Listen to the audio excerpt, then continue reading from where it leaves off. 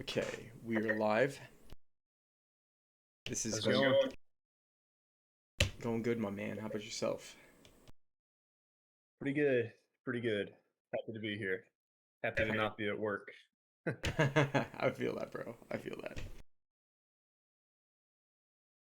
All right. So this is going to be a typing session using Socionics Model A. At the end, potentially, we will talk about DCNH, which is in Model G. Um, I'm going to be asking you a series of questions. Um, just kind of just answer openly and honestly. Think about like specific details you know in your life, what other people said about you, rather than like thinking that there's a way that you need to respond to the question. That'll bias the results. Um, Also, this is not me branding you with a label. This is me giving you a suggestion.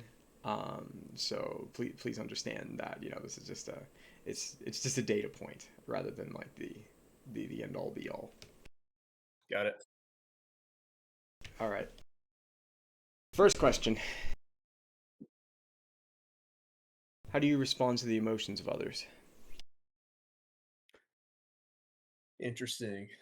Um, Honestly, with like the emotions of others, like I've never been like super great at dealing with other people's emotions. Um, for me, it's kind of like, if somebody has like a super emotional response to something, um, I don't know. For me, like I struggle to kind of like understand. For me, I struggle with like empathy in that regard and like figuring out how or like why that person is feeling that way. Um, but it honestly just kind of depends on the situation. Um, with like people who I know or I'm more like comfortable around, I'll probably have a different response to one of their emotional reactions as opposed to someone I don't know as well. I don't know if that's a cop out answer or No, not at all. That's actually a pretty good answer.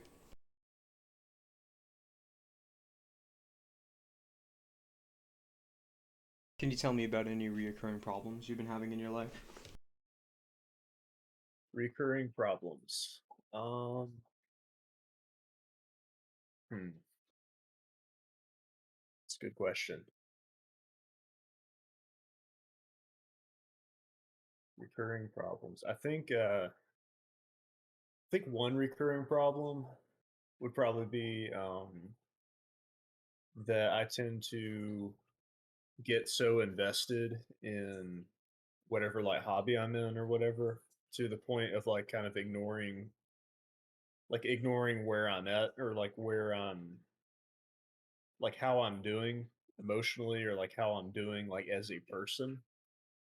Um so like I'll just like kind of focus myself and be like crazy busy with like like I'm into disc golf. I'm into um like playing like pickup sports, that's sort of thing. And then it's kind of like, at the end of the day, get back in my apartment and I'll be like, huh, how am I actually doing? Like I'm staying like really, really busy and I'm doing lots of stuff, but like I don't know.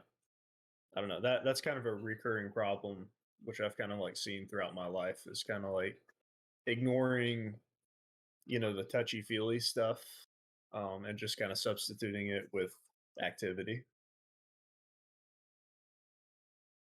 Gotcha.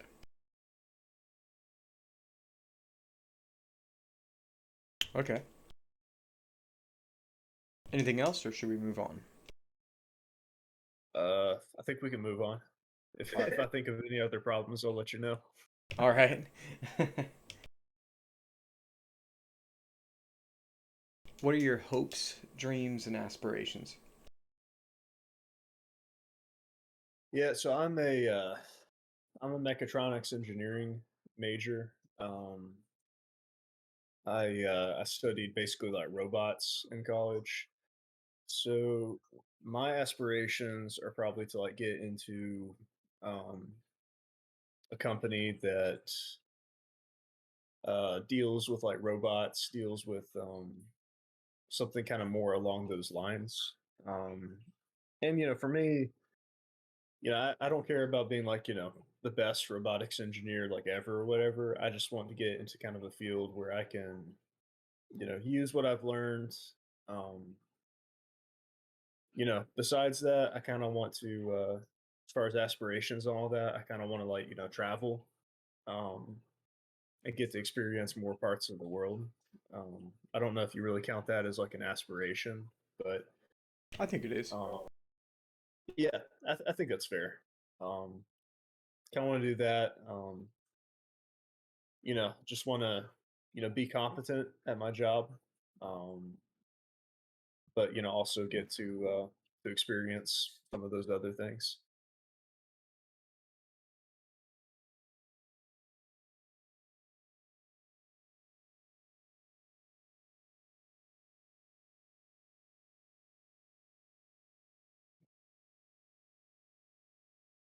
And I will be writing some things down. I take notes as well as recording. I find Okay. it helps me deconstruct things at the end. Yep. Okay. Next question. You're elected the dictator of your home country for 6 months to solve its problems. What do you do? Hmm. So honestly, I consider myself like pretty apolitical. Like I don't like dealing with like politics and all that, but I would probably be like very like libertarian, kind of in the way that I go about things. Um, try to kind of like separate the private and public sectors. Um, if I was a dictator, I've never really thought about that. That'd be kind of interesting. Yeah, I mean, if I was a dictator, probably make I'd probably make those little like banana like Laffy Taffies. I'd make those like illegal, because those things are awful. Um,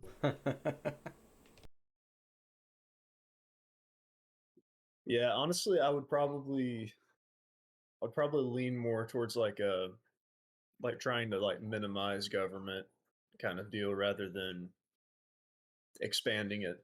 I don't know.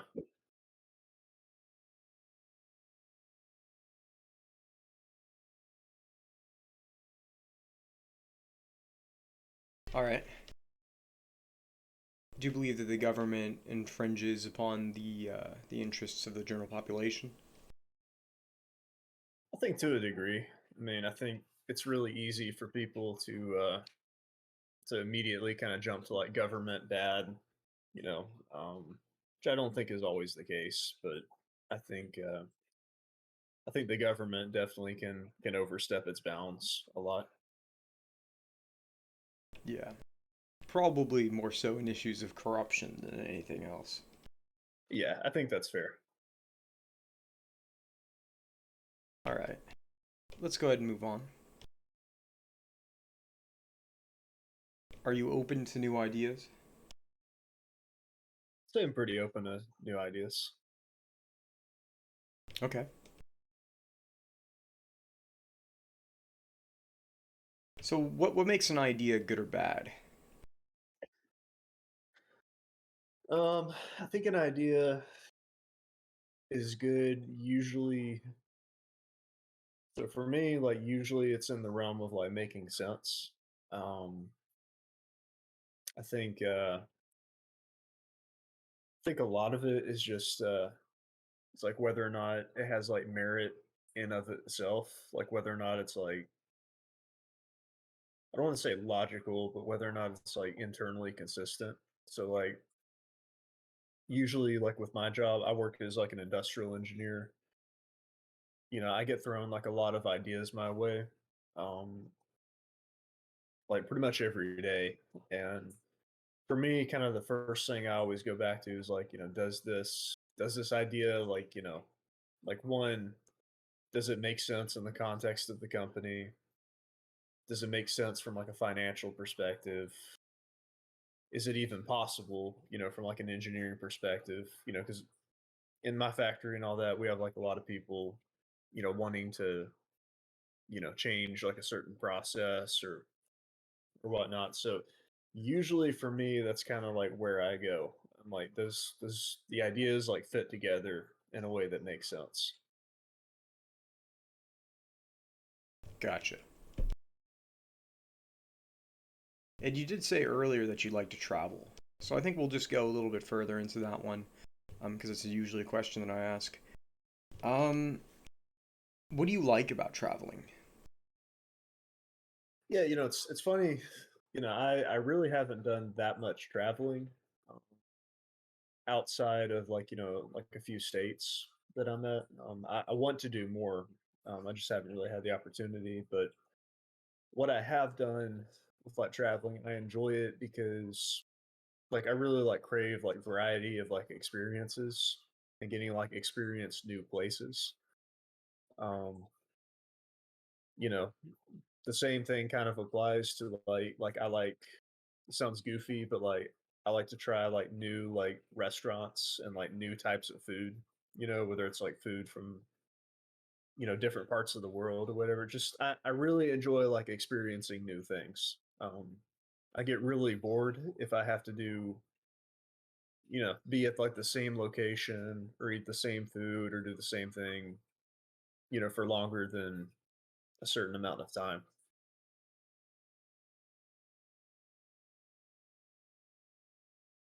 This is my cat Max, by the way. Ah, you have a cat. Yeah. Interesting. It's my observation that I think the cats tend to be more pets of introverts. Yeah. I've heard that before. I mean, I'm not sure if that's true. I bet you can find like an EIE, FE and I, a person Yep. who owns a cat or two. But from what I've noticed, a lot of my introvert friends have cats. I think it's because pets kind of like mirror the energy of their owners. Like cats generally have a little bit more of a subdued, like chill vibe, whereas dogs are a lot more like just out there and high energy. Yeah, man, it's interesting. That's very interesting. I'll talk about that there at the end, if I remember it, of course. All right, we'll move on.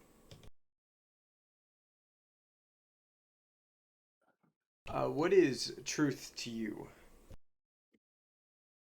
Truth. What is truth? Hmm. Yeah, I think for me, like truth is something which is like, I keep going back to the term, but like internally consistent. Um, it's kind of like one of those things where it's like you know it when you see it. Um, I personally um am like Christian in my religious beliefs. Like I know like a lot of people would probably be more along the lines where they're like, well, like it's a, that's more of a emotional thing or whatnot. But for me, that's what I would argue is my truth. And it's a thing where it's like, um, even if it's something where externally most people look at it and they're like, well, you can't prove that these principles are true or whatnot. At the same time, in my mind, it's internally consistent. Um, I don't know if that sounds kind of esoteric or weird, um, No, not but necessarily. I have encountered much more esoteric and weird in my time on this sure. space rock flying through a vacuum. So,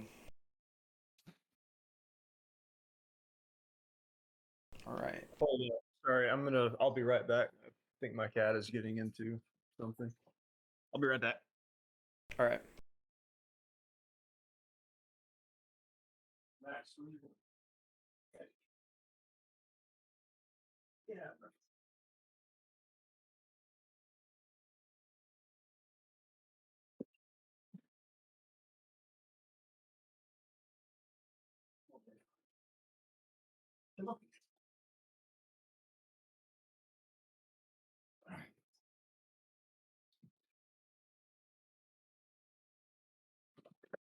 All right. Sorry about that, dude. It's all good. And my cat is like a toddler with fur. Is it a younger cat? Is it like a kitten? Yeah, he's about 2 years old. So Yeah, they normally chill out around 3 years old, in my experience. yeah, All right.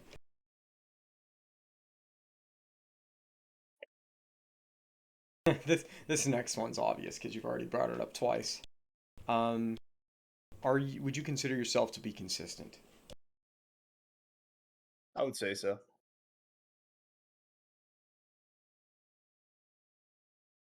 I could throw a ringer in there and say that yeah, no to that. Can you think about some inconsistencies? Oh no, I was making a joke Ah, okay. because it would have been inconsistent for me to say no. Uh, anyway, All right. I tried.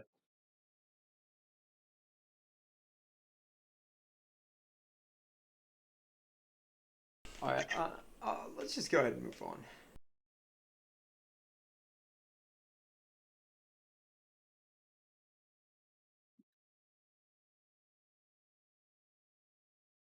Man, it's taking a while for my brain to like load up the RAM. I don't know why. Um,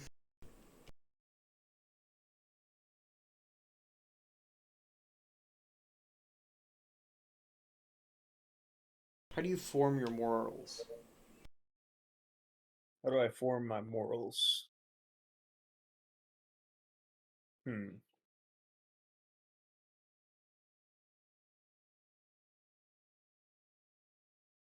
Could you elaborate a little bit more on what you mean by that? Okay. So this is basically going to be things that you believe should be a code of conduct that people conscientiously follow, because the doing so is a universal good. Right. Okay. So it's, how do you arrive at that?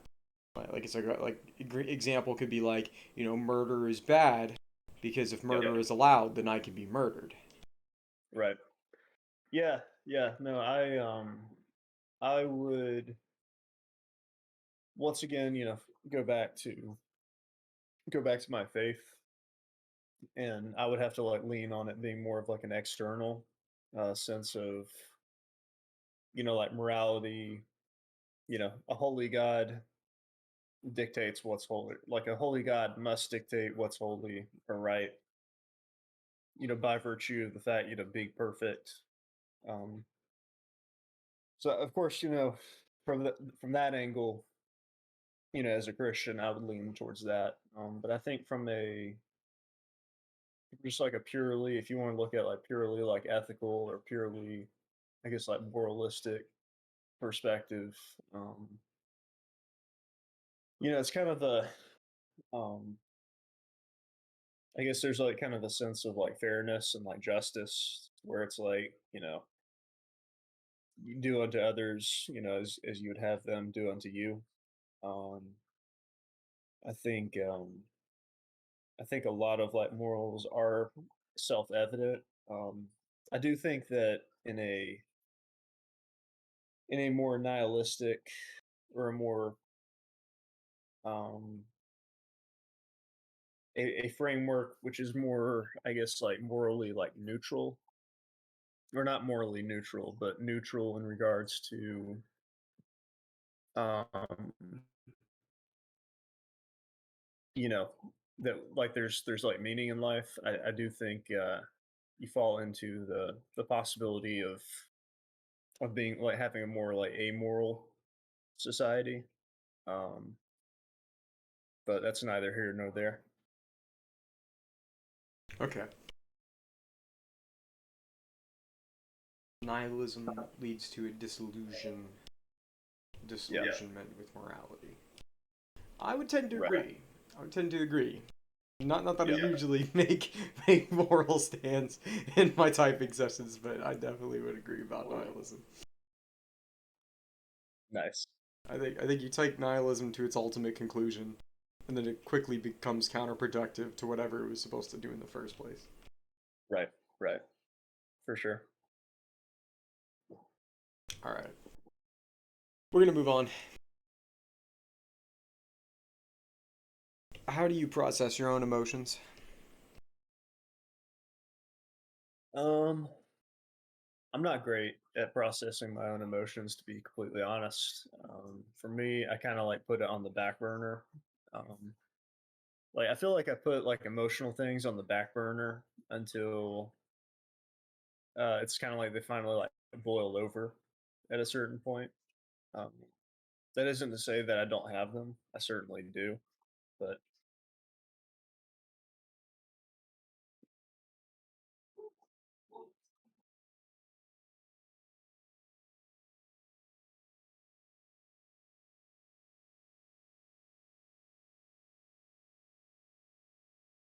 Okay,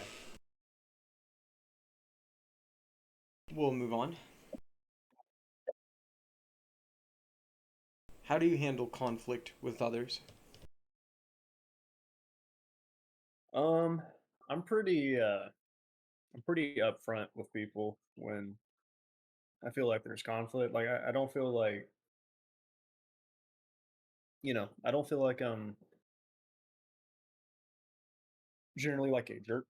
But I'm very I tend to kind of just believe that like leading with like truth or leading with uh, um not really beating around the bush in a situation. I tend to kind of believe that that's more like the way to deal with things.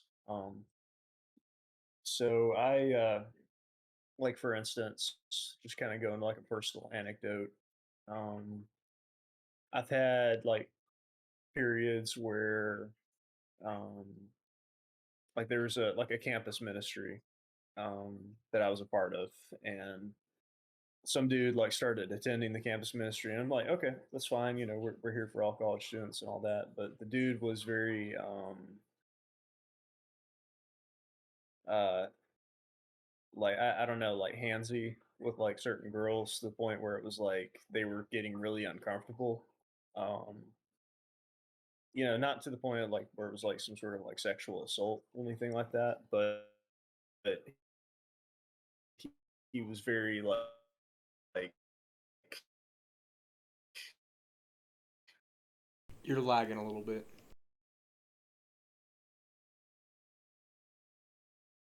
the dude kind of had some weird like incel kind of vibes. For that. Oh, sorry. Can you hear me? Can you hear me? Yeah, yeah, I can. It's I think the video is kind of behind. It's frozen. Oh, okay. No, there it is. It picked back up. Okay. Cool. Yeah, I think that Yeah. might. No. So like, there's this dude, and there was like all this like tension between him and like everyone else in the group, just because he made people like really uncomfortable. So my way of dealing with it wasn't so much to like sweep it under the rug as it was to like go talk to him like directly, like one on one about it, and just be like completely honest about it. And for like, after it happened, it was, the guy ended up like stop coming and all that, but it was kind of a thing where it was like, for me, like if there's an issue, I would rather just like lead with it and just be like perfectly like honest and blunt, because I feel like if you like put things off like that, like eventually they're going to come back to like bite you, you know. Um, so that was a little anecdote, but does that kind of answer your question? Yeah, absolutely. That's. I think that is definitely the best way to go about it, because then the person can know that people are talking shit about them behind their back. Because Yep. what's that gonna do to that person? He's gonna not be able to be himself. Everyone's gonna keep like fucking putting his fire out, and he's not gonna know what the hell's going on. But if he has that Exactly. feedback, he can change his behavior, and then he gets Right. better, and then it also takes attention off everyone else. And if that For person sure. can't handle that criticism, then they have no right getting out of their house. Honestly, like Yeah. I think. Exactly. So yeah, I think that's probably a pretty good way to handle it. Okay. Are you a cautious person? Um, I mean, not really. I mean, kind of. Uh, it's hard to say. I mean, I don't really like I'm not the kind of person who's gonna go like bungee jumping like off of a cliff or whatever without looking. At the same time, like I feel like I'm pretty laid back when it comes to like stuff. Like I do think about things ahead of time before I do them, but not really in like kind of an obsessive way to where it's like I'm worrying about every little detail or like worrying about every I gotta batten down like every hatch. Um, so I would say like to a certain degree, yes. Like I'm not like impulsive, but at the same time, I'm willing to just kind of you know be pretty chill about it. Gotcha.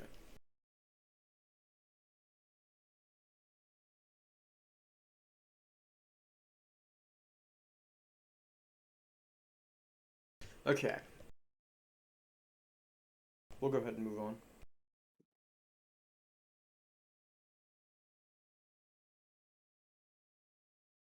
Would you consider yourself good at predicting the future?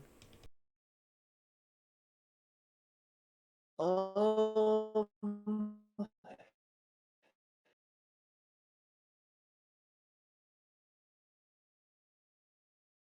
to a certain degree, things coming. Whenever like I see something where I'm like, oh yeah, this I've experienced this before, or like I don't know. Um, but I wouldn't say I don't know. That's kind of hard to answer. I'm not really sure. I haven't had a whole lot of instances where I've really needed to, um, but I don't know.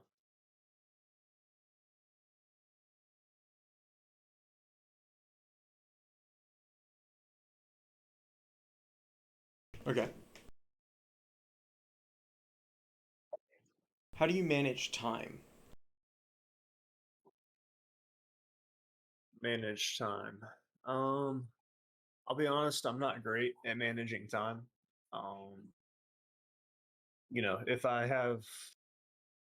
if I need to like do something, um, usually I'll just kind of like hunker down and work until it's done. I'm not great at like kind of like saying like, hey, like I'm gonna dedicate like an hour to this and then an hour to that. Um, that's not usually how my work days go. It's kind of more like spurts of energy rather than one concentrated, planned out thing.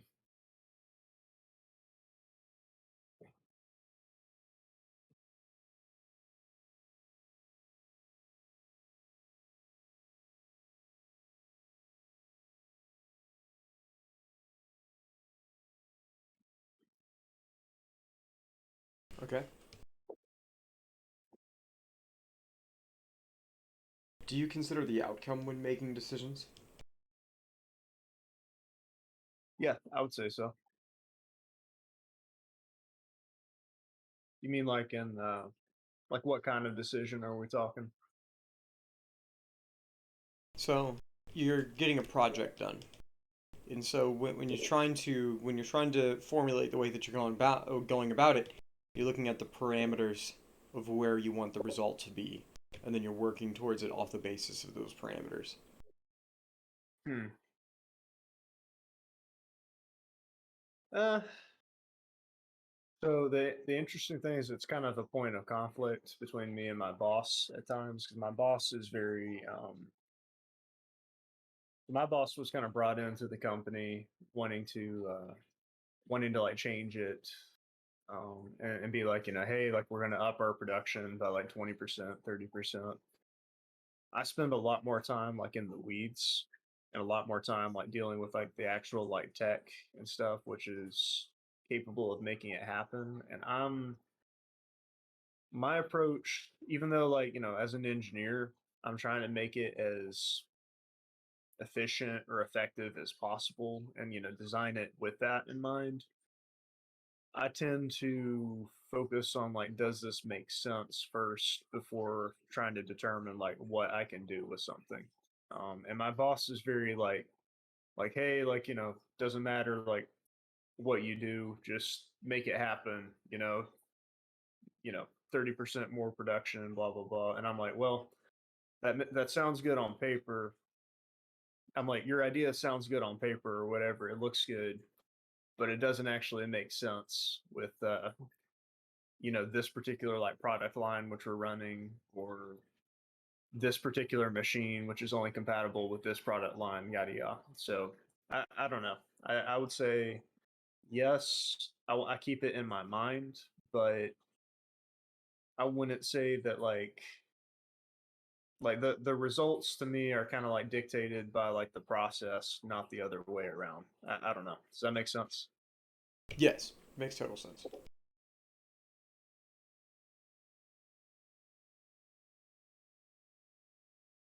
How do you take criticism?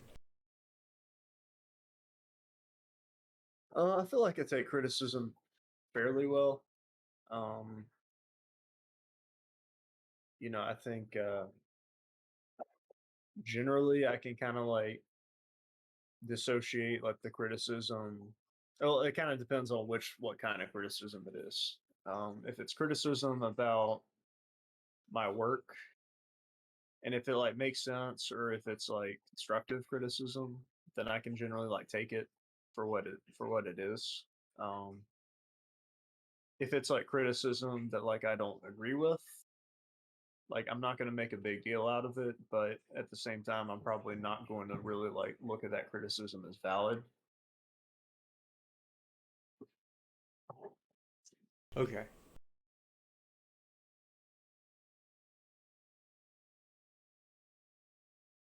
Does anyone ever criticize you for being too rough or harsh? um They say that you hurt their feelings or anything like that? yeah, I'm trying to think. um I've had people be like kind of question it. They're like, they're like, wow, like, you just kind of went for it. I don't think I've really ever had anyone come to me and like say like you were too harsh. Well, that's not true. In high school, I was a lot harsher and more unrefined just by virtue of not being as mature. So I would say in high school, not so much in like college and like 20s.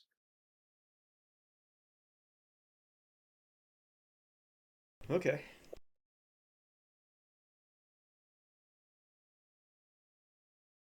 All right, we'll move on. Is your room clean? No, not at all.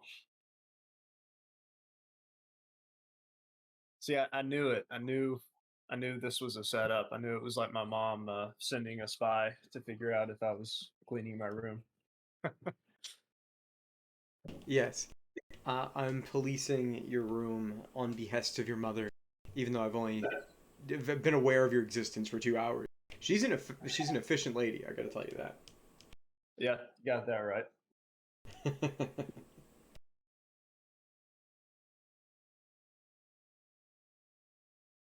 When you do clean, how and why? So for me, it's usually like kind of like a once every like 2 weeks kind of thing, where it's like, um, because I just kind of like will like throw something over to like the floor or whatever, and then like I'll see it and it'll build up, and I'm like, this is actually just getting kind of inconvenient for like living in here. So then I'll like dedicate a few hours to like cleaning, straightening up the apartment. Um, I should probably be more active than I am, but it's usually until it gets to a certain point where I'm like, yeah, I probably need to clean. Gotcha.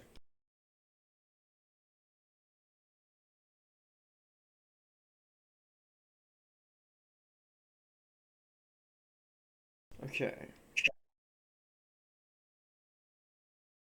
Is it easy for you to relax? I'd say so. Yeah, especially after a hard day at work. Um, although it's hard for me to relax like during like the daytime or whatever. I feel like I have to constantly be out like and doing something. I don't know. I get stir crazy pretty quickly. Gotcha. All right.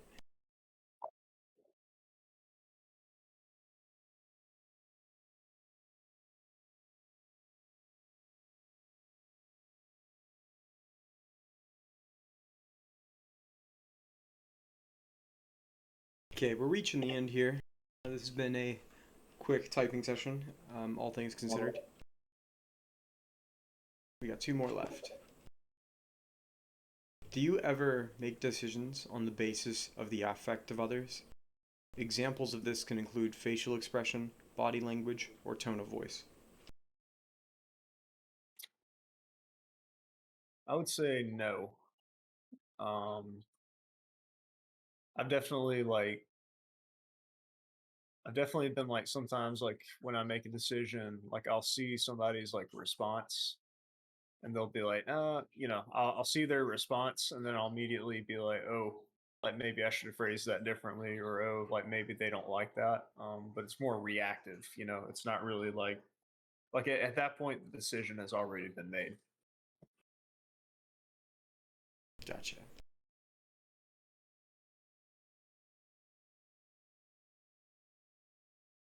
Do you ever intentionally change the emotional state of another person?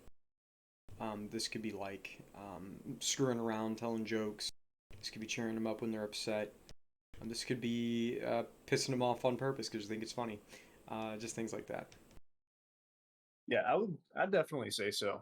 I like if someone is if I have like a friend or someone I'm comfortable with and they're like down or whatever, I definitely like my default is definitely to want to make sure like they're happy and like having a good time or whatever. So, I might, try to make a joke, or I might like, um I might like invite them to like go hang out or do something fun. Um so yeah. Okay. Very considerate of you. I'd like to think so. All right. We're gonna go ahead and move on to the results portion.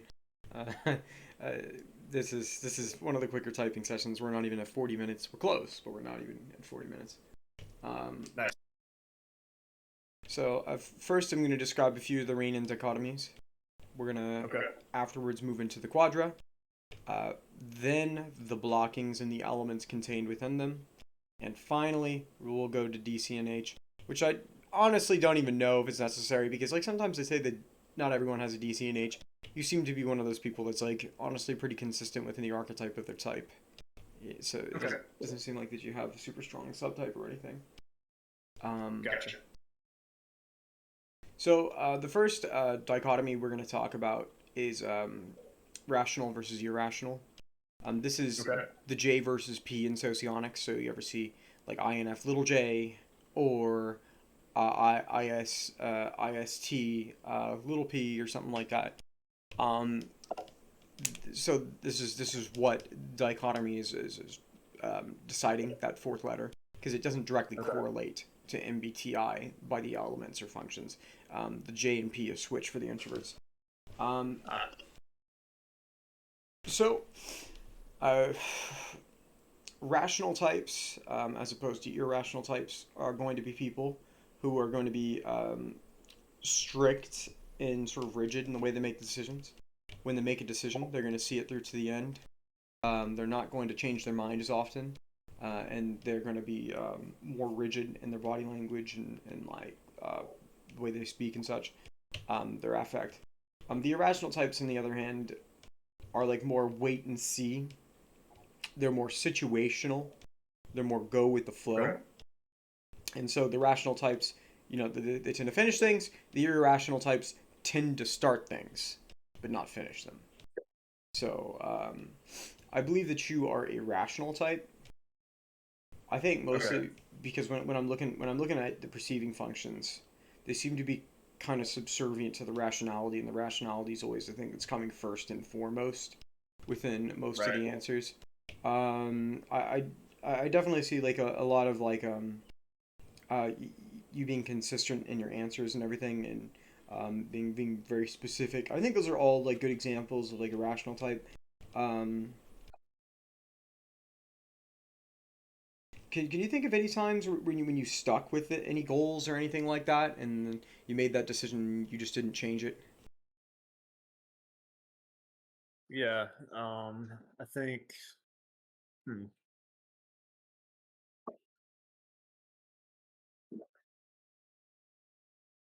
yeah. I resolved I wanted like an axolotl.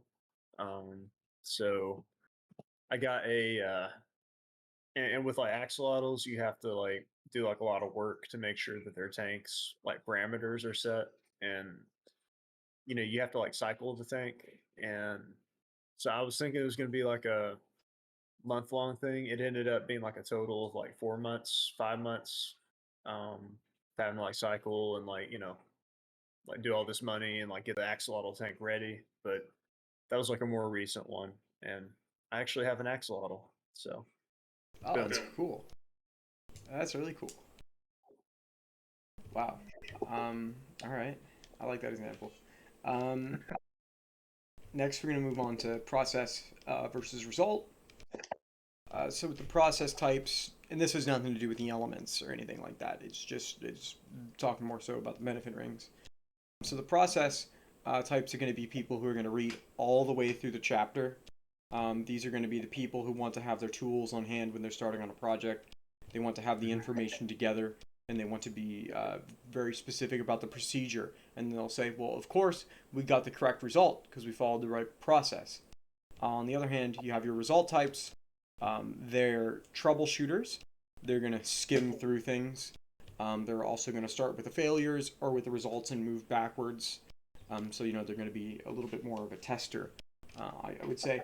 And they tend to be more generalist in comparison to the process, who tends to be more specific. I believe that your process, and even during one of the questions I was asking about the elements, you were telling me that it's the process over the goals. This dictate that how you accomplish things is dictated by the process.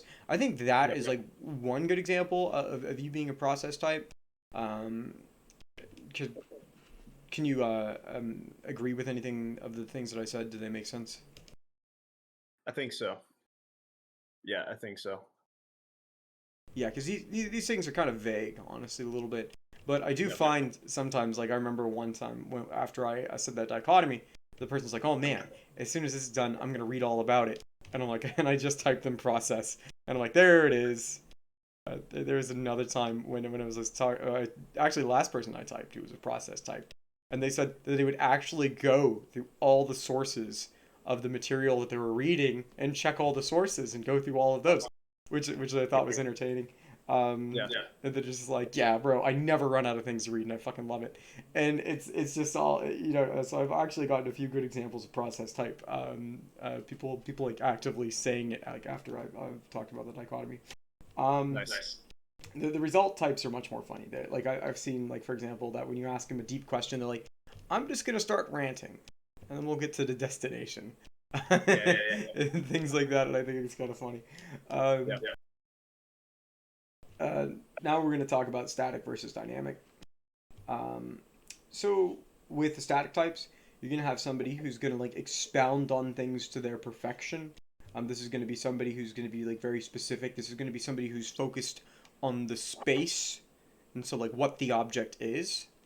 Yep. Um, and then there are also going to be people who are mobile and are going to kind of travel and move around, and that's how they gather their information. Um, the opposing, the dynamics, are more along the time. So they see how the object is interrelated to everything else. They see things as interrelated in fields and stuff, and things as transitioning in one moment from the next. Where the statics are more so seeing things as separate and unique and different. I honestly think that the whole like each system gets a different label. That's a very static mentality. Yeah. Even though that I as a static type don't agree with that. But So and then the static types tend to be more focused. So it's like they're gonna go about the thing that they need to do until they have enough information to do it, and so Right. they're gonna go to the information. I think that you're a static type. Uh, you're talking about enjoying a variety of experiences. I think that you're also, um, focusing on the space rather than the time.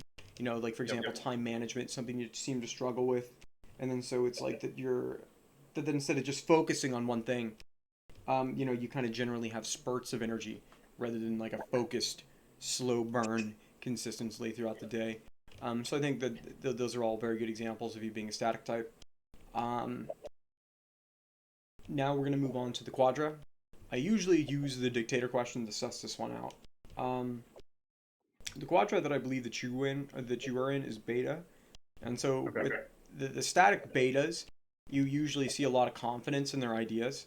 Because they see their ideas as kind of being like self-evident. They see the like these conclusions that most people can come to, and since they understand things in a very like concrete way, then it's like I can point exactly to what I'm talking about, and so they're usually very confident and very forthcoming with their answers. You'll see the judicious types who are not betas. The judicious are the alphas and the deltas.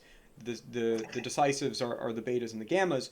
The betas are much more willing to dictate their ideas, where the judicious types are, oh, who am I to say this? Who am I to know what's best?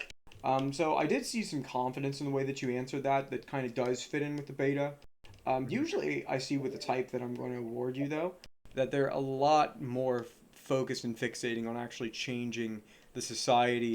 They'll say things as like, I'm going to run a propaganda thing to make sure that the people follow the rules and all of these other things, and that's the NF bending to the ST. Yep. So it's interesting. I definitely saw some of your NF characteristics there towards the beginning.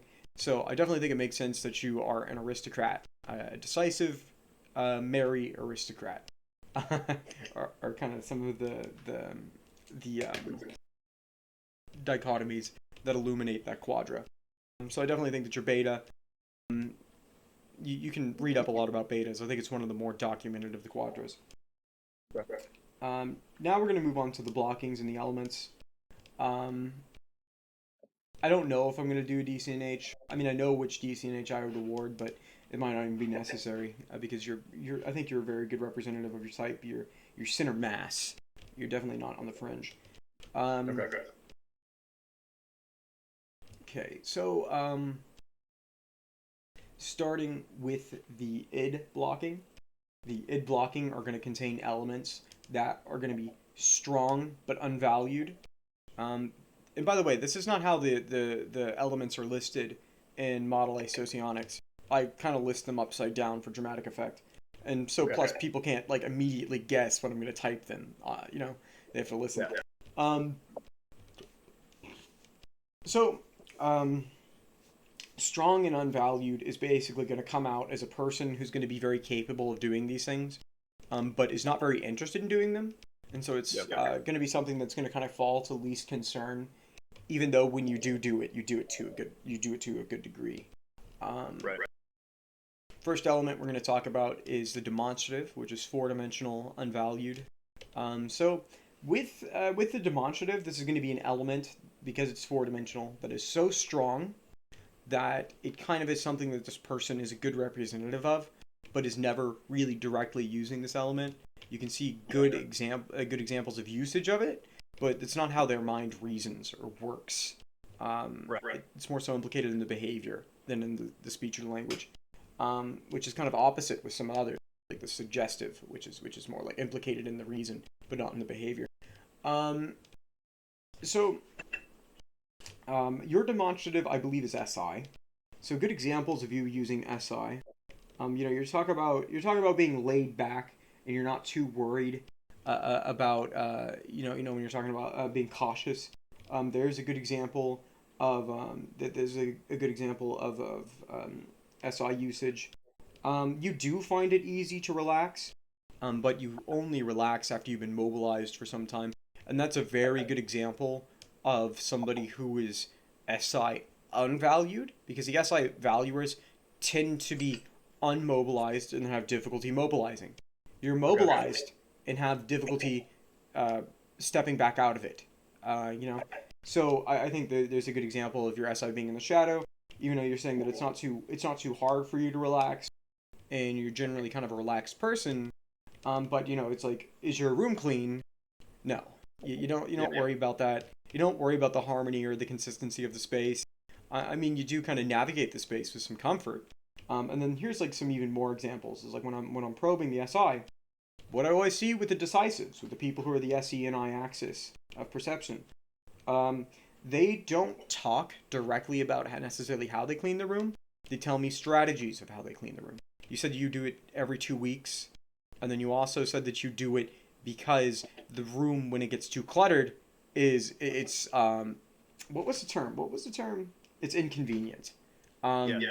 And so that's like the good example of the SE and I rather than the SI, because you'll see somebody who's SI valuing. The SI valuer will say, I don't need to tell you why the room needs to be clean. It just needs to be clean.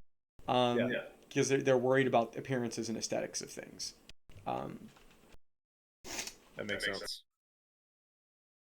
well, cool. We're going to move on now to the blocking, which is the ignoring. The ignoring is rigid in comparison to the demonstrative. And unlike the demonstrative, which is kind of just always on in the ether, the ignoring is in and out. It's also something that the person can't really use for long until they resort to things that are more fascinating. The ignoring that I believe that you have is TE. And so you're talking about being capable of being outcome oriented, even though I see that pragmatism is often, you can associate it with the ST as well as TE, even though pragmatism in socionics is TE. Um, see, so it's like, so first you're talking about, does this make sense? You know, when I'm talking about, oh, can you think about the outcome? And so that's one thing that you said, I think about 3 times. Does this make sense? And so there's the static, right? You're focusing on the space rather than the time. You're focusing on the object itself than what the object is useful for. And so it's like, you're not being negative towards this.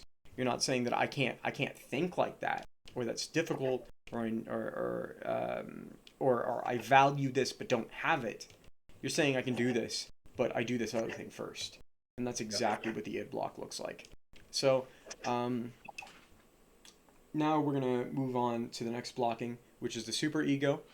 The superego are your weak but unvalued, and so the superego, since you don't really have in good amounts, are going to be things that you're going to be critical of other people for, because you can't see the virtues because of your lack of usage, but you can see the flaws, and vice versa. Because somebody's going to see you're not using this, and they're going to come bother you for it. A lot of the times I hear people criticize other people who don't adhere to their superego blocking, like Gamma SF for sure. For example, there's an Alpha NT that I just typed that it's like, whenever somebody is very serious or forceful with their morality, I think that they're just like childish.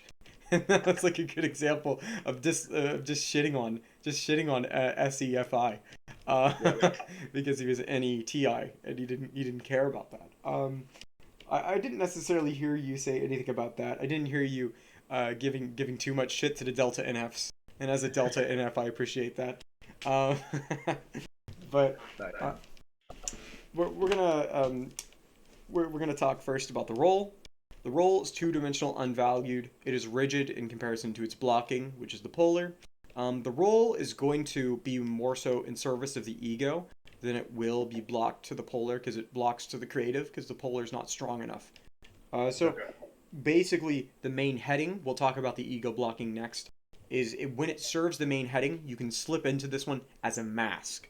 This is the vocational element. This is what you can represent, what you can seem to be competent at, but that you're never really quite using. Like a good example of this, of like FE role, is a businessman who can put on a big smile when smelling something, when selling something, not smelling something. What the fuck did I say that for? That's hilarious. Nice. I believe that your role is FI.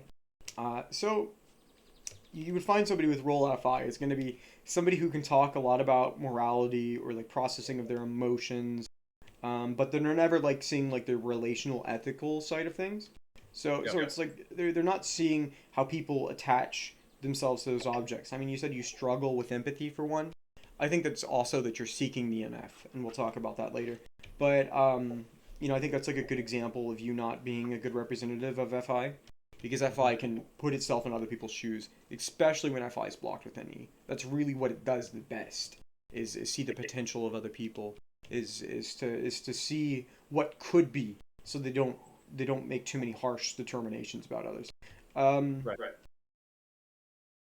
so I think that you were more so referencing, when I'm talking about morality, you're talking Yep. to like external frameworks, and I do find with Beta Quadra does champion moral systems.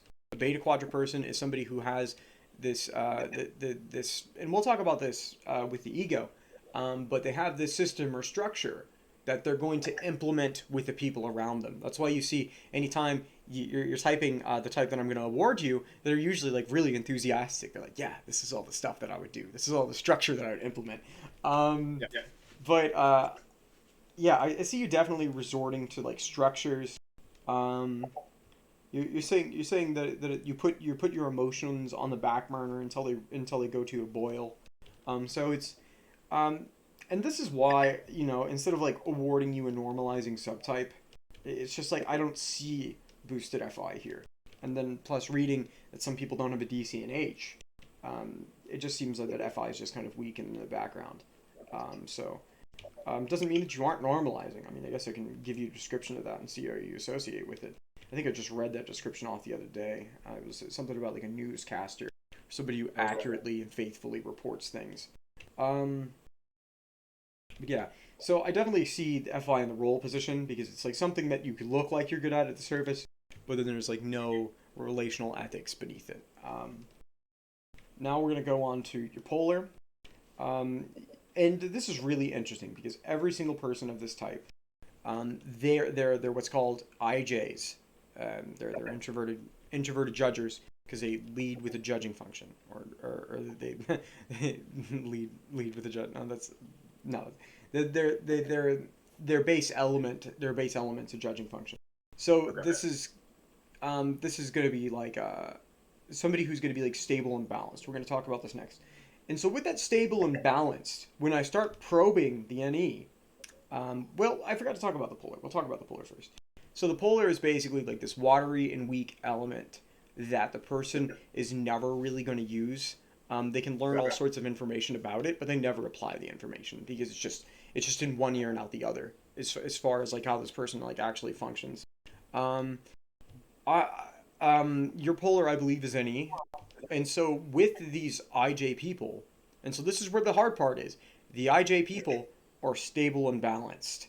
And so it's like, when I'm probing you about your intuition, well, I'm seeing a combination of other elements, but I'm not necessarily like it's like I'm seeing things that look like any, and it's almost Yep. every single time I type this type.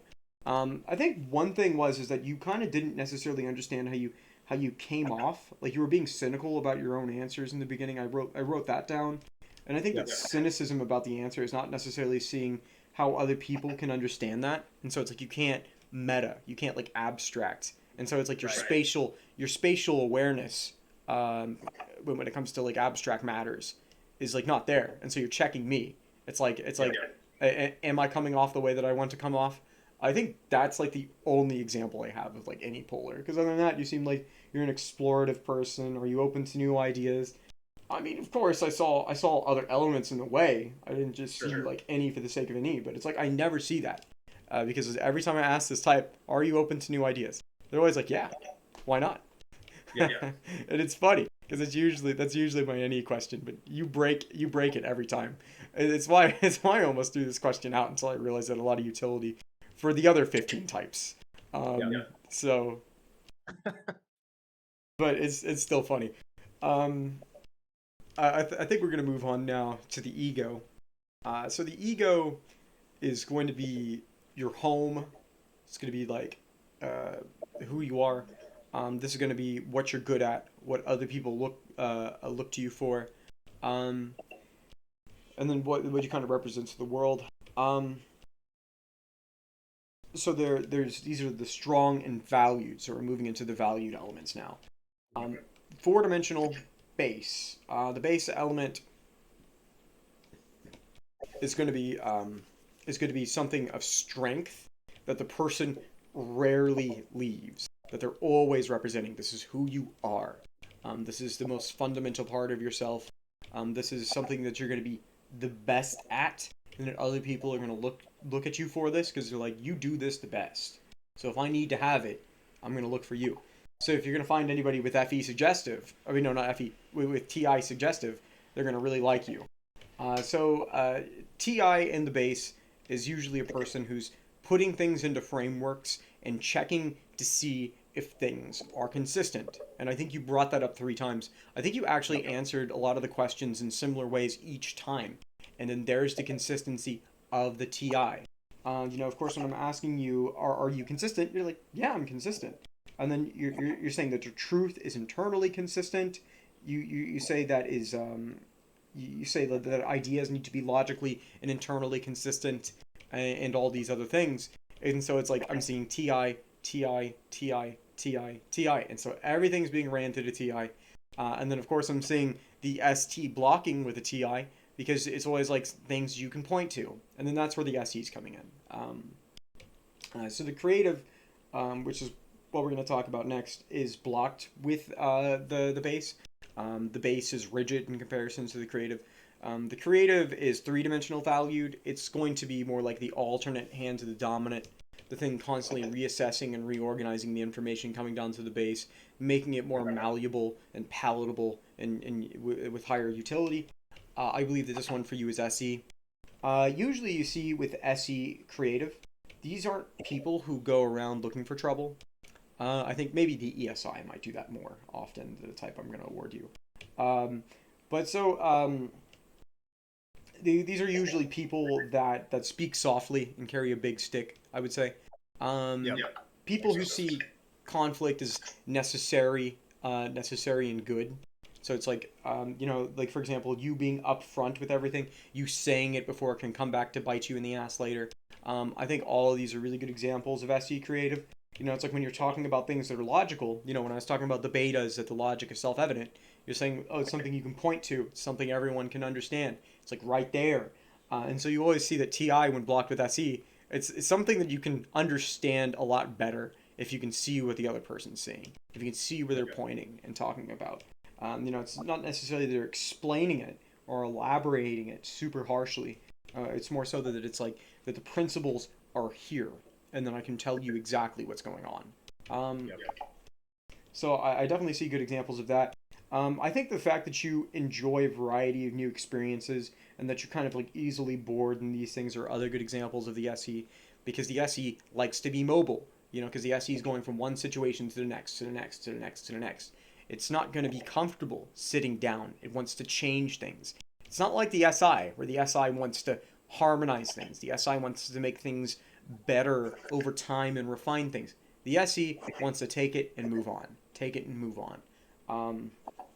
And so I definitely see a lot of that. And so a lot of those static behaviors that I was talking about earlier, very well explained through the SE. You enjoying sports, good example of SE. Not all people who enjoy sports are SE. I am in fact SE polar, and I enjoy a lot of sports, and I'm pretty physically active. Okay. But it's usually kind of a good tattletale sign. It's one data point. You got to have more than one data point to line it up. Right. That's why stereotypes don't work. You gotta have you gotta have more than one data point to line up. But just that right there, I think that's like a good example. Now we're gonna move on to the final blocking. This is going to be the super id. Your super id are your weak but valued. These are going to be the things that you're going to get closer with as you age, things that you kind of balance out and look for and appreciate when you find in others. So we're going to talk about the mobilizing, which is two-dimensional valued. The mobilizing is rigid in comparison with its blocking, the suggestive.